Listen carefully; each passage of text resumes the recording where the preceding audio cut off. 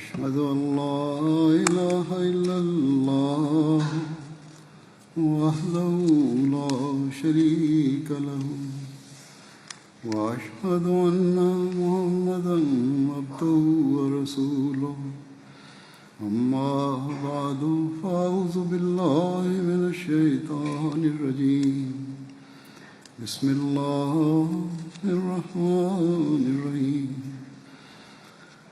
All the distinguished guests, Assalamu alaikum wa rahmatullahi wa barakatuhu. Peace and blessing of Allah be upon you all.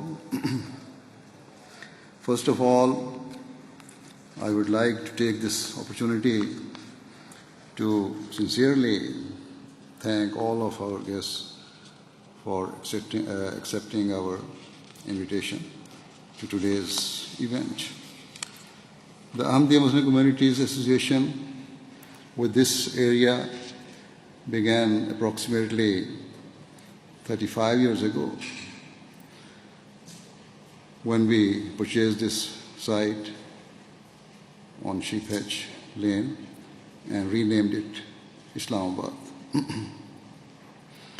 Previously, there was a boarding school here that closed in 1977, and thereafter, as far as we know, the site remained unused until it was bought by our community in the mid-1980s. The existing wooden barracks, which had previously served as classrooms and dormitories, remained structurally the same, but some internal changes were made which enabled them to be converted into small houses where some of the workers of the Ahmadiyya Muslim community lived happily for many years. In addition, for around 20 years, we held the annual convention of the Ahmadiyya Muslim community here at Islamabad, an event that was attended by thousands of people from across the world each year.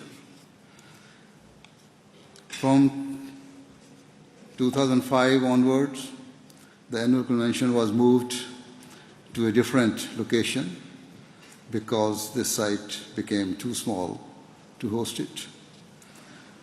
There were considerable traffic and parking issues, which also affected the local residents. In recent years, we have been holding our annual convention in Alton, and we are grateful to the local council and residents there for their generosity and cooperation in this regard.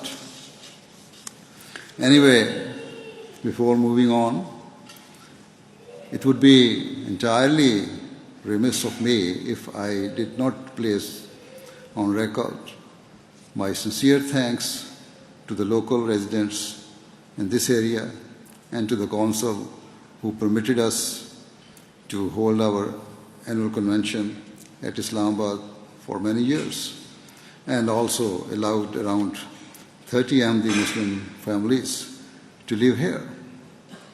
Furthermore, I wish to apologize and express my regret if during that period the local residents faced any problems or discomfort on account of our annual convention or for any other reason.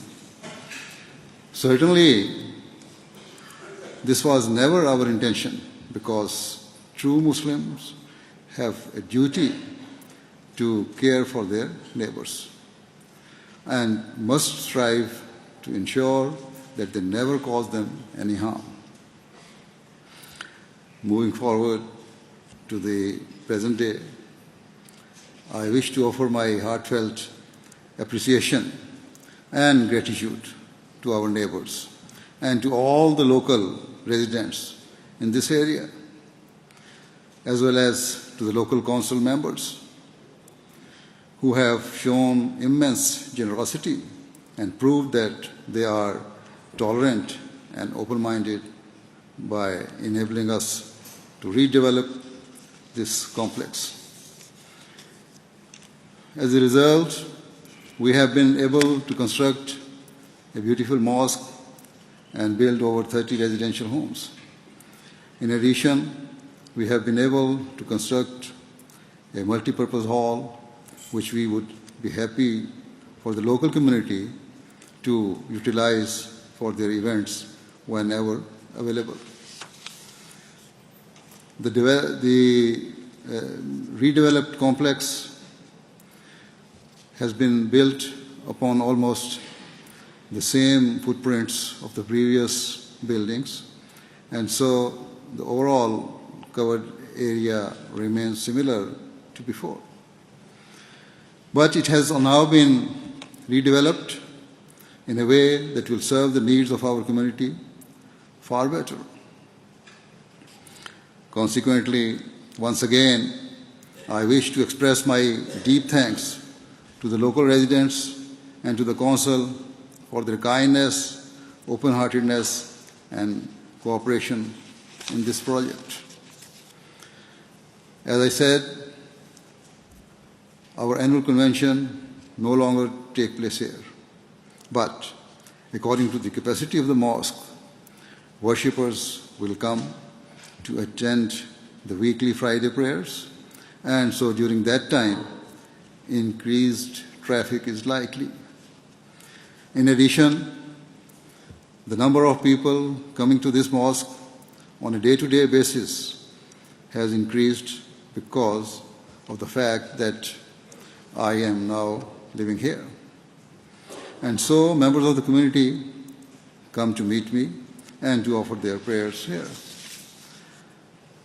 As the roads in this area are quite narrow and single track, there may be occasions when the road traffic is slower than normal, and so on behalf of our community, I offer our sincere apologies if the local residents ever face any delays or issues. Nevertheless, I wish to assure you that I have instructed the members of our community to ensure that they respect the rights of the local residents at all times and that they must always drive safely, courteously, and according to the road laws. Of course, you will understand that because more people are coming here, it is not possible for me to say that there will never be any traffic or road issues. However, I can guarantee that we will endeavor to prevent any disturbance and to mitigate the effects of the increased numbers of cars passing through this area.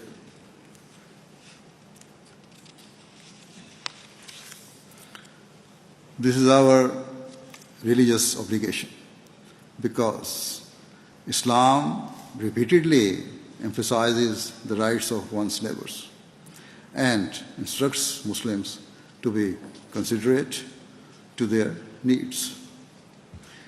For example, chapter 4, verse 37 of the Holy Quran imposes a code of moral values which true Muslims must adopt and live their lives by. And it guides them about how to interact with other members of society. Where on the one hand, the verse states that Muslims must worship Allah, the Almighty, alone, and not associate any partner with Him. It also commands them to show compassion and love to all mankind. First of all, the verse calls on Muslims to treat their parents with tenderness and affection, as our parents are the people who have loved us selflessly and made countless sacrifices for our benefit. Thereafter, Muslims are taught to be loving and sincere to their relatives and friends. They are taught to be sympathetic to orphans and to all people who are suffering or are vulnerable in any way. The verse then categorically states that Muslims must fulfill the rights of their neighbours, including those with whom they have personal relations and those with whom they do not. Fulfilling the rights of neighbours means that Muslims must treat their neighbours with grace and compassion and be ever ready to help them in their times of need and in times of grief. It means to respect them and to hold them in the highest regard. Furthermore, according to Islam, then the definition of neighbor is extremely far-reaching. The founder of Islam, the Holy Prophet Muhammad, peace and blessing of Allah be upon him, stated that a person's neighbors are not just those who live in the immediate vicinity, but include at least the nearest 40 houses. Additionally, Quran teaches that a person's neighbors include his work colleagues and travel companions. In light of this, we consider all of the people living in this area and even those who may travel on the roads near the site as our neighbors. Consequently, it is incumbent upon all Ahmadiyya Muslims, whether they live here at Islamabad, whether they live locally, or even if they just travel here to attend the prayers, to follow the laws, to be considerate at all times, and to fulfill the rights of our wide circle of neighbors, and to try to ensure that no distress or disturbance is ever caused to them. I personally pledge that I will uphold and honor your rights and strive to care for all of you, and I will continually urge the members of our community to do the same. It is a great blessing for us to have been able to build this new mosque where we can join together to worship God Almighty. And we firmly believe that the opening of the mosque compels us to fulfill the rights of humanity more than ever before. Indeed, we staunchly believe that we can only do justice to this mosque and to the rights of Allah the Almighty if we are fulfilling the rights of mankind. Most certainly, our faith demands that we demonstrate and practice the best morals and conduct at all times. For example, chapter 2, verse 84 of the Holy Quran states that you must open your heart to others and be sympathetic to their needs. If the standards of an Ahmadiyya Muslim falls short of this, then he or she is not fulfilling the demands of their faith. To be clear, Allah the Almighty has commanded Muslims that it is not enough for them to merely worship in the mosque, but they must serve their local communities and constantly strive to help those who are in need. In fact, Allah the Almighty states that the prayers of those who fail to their duties to mankind are worthless and will never be accepted by Him. In short, where it is our religious obligation to worship God Almighty in this mosque, it is also our religious duty and an inherent part of the worship of God for us to join together to fulfill the rights of the local community and to serve God's creation. This is why wherever the Ahmadiyya Muslim community opens a mosque or has a presence, we strive to fulfill the rights of our neighbours and the wider society.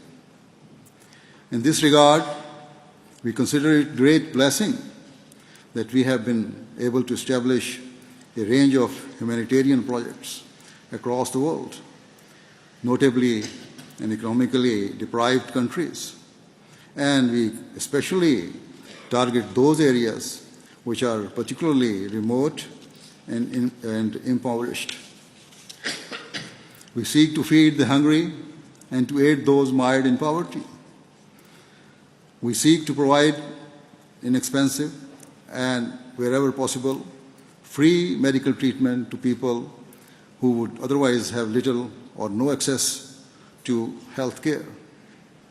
Thus, we have built many hospitals and established medical camps and clinics in Africa and other disadvantaged parts of the world. Similarly, we have opened primary and secondary schools in the developing world that provide education to children so that they can gain literacy and the skills and knowledge through which they can arrest the vicious cycle of poverty and inequality which has plagued their communities for generations. Furthermore, engineers from our community regularly volunteer their services and travel to remote parts of the world to install water pumps or wells that provide access to clean drinking water. I have personally lived in Africa, and so I have witnessed the intense levels of poverty and destitution of the local people firsthand. I have seen school-aged children walking for miles on a daily basis with large vessels rested on their heads in search of water for their family use. Some are unable to go to school because of their responsibility and so are deprived of an education due to their dire circumstances, whilst others endure the grueling journeys outside of school hours. Given the abject poverty that face and their desperate living standards, you cannot imagine the joy and excitement on the faces of those children and their families who we install pumps that provide them with clean and safe water from which they can drink and utilize for their domestic needs. You cannot imagine their sheer delight when they see water flowing from a tap of their at their doorstep for the very first time. I should clarify that all of the humanitarian and relief services rendered by our community are provided irrespective of religion or belief.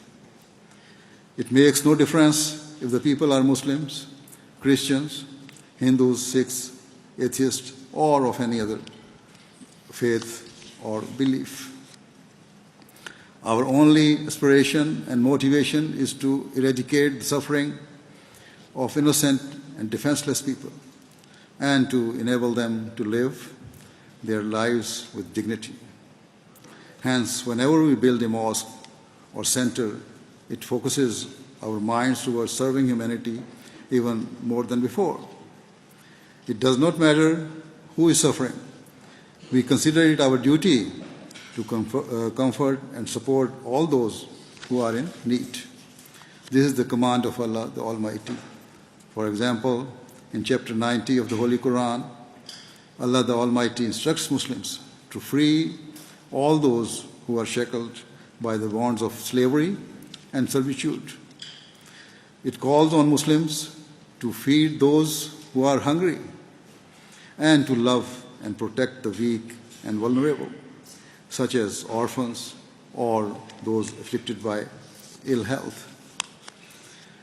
Furthermore, the Holy Quran states that those who fail to show sympathy or to aid those in need will plunge from the path of righteousness and descend onto a dark path which takes them away from the refuge of God Almighty.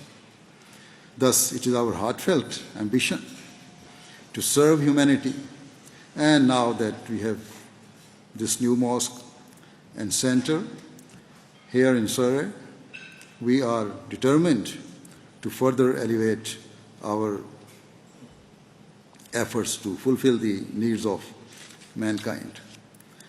Our humanitarian efforts are not limited to the developing world, but we also seek to contribute and give back to our local communities. For instance, here in the United Kingdom, our community has established an array of projects designed to help those who are suffering in this country. We regularly hold fundraising events through which we raise money for British charities. Wherever we can directly help people, we do so. But if there are certain areas we cannot reach, then we assist by partnering with the charities or relief organizations who have the ability to reach the places we cannot access.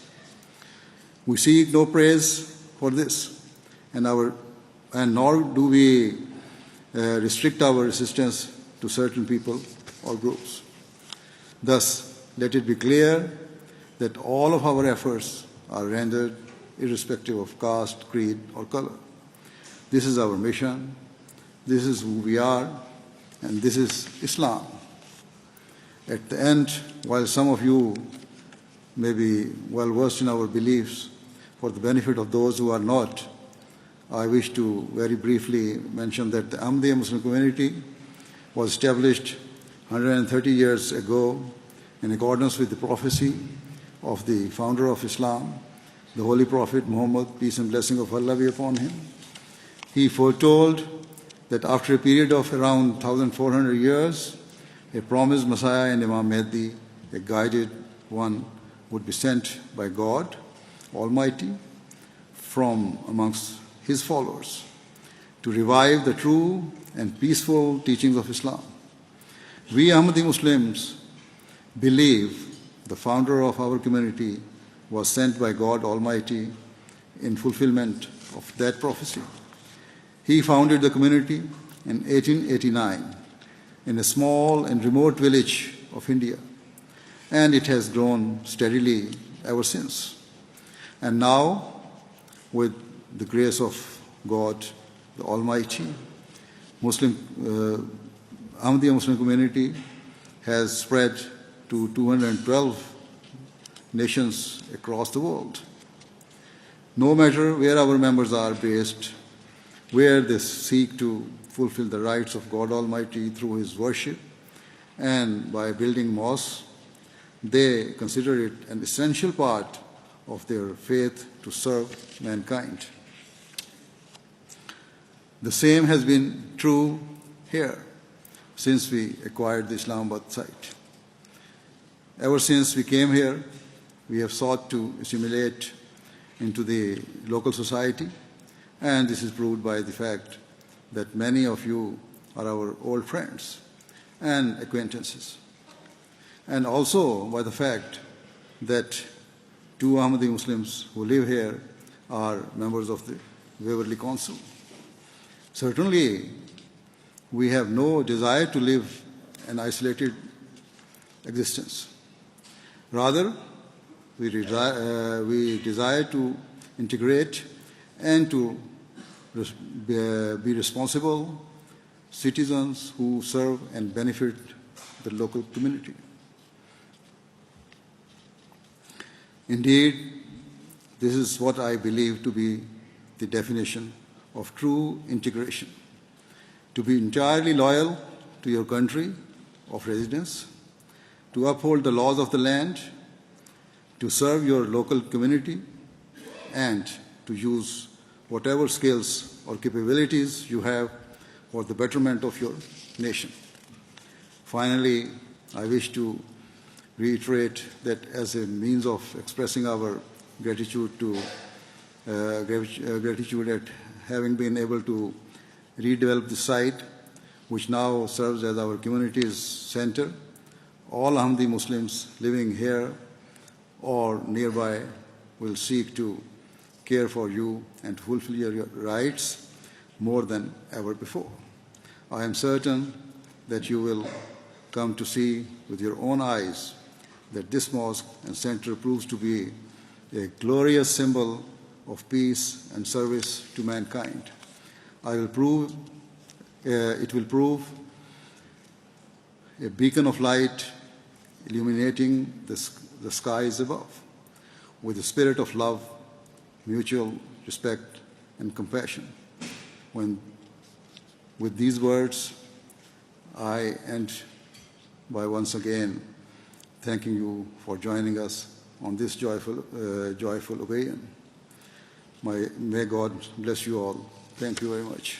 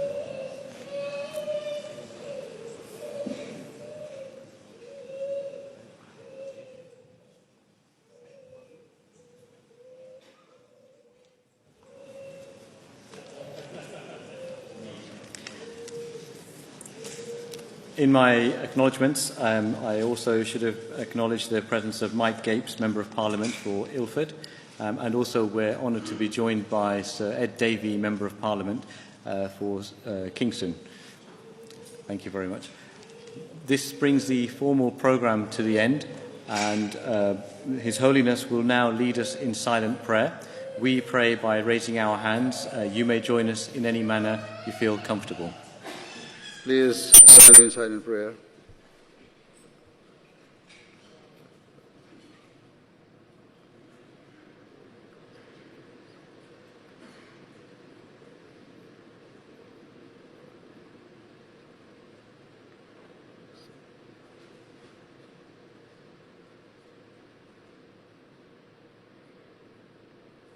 Ameen.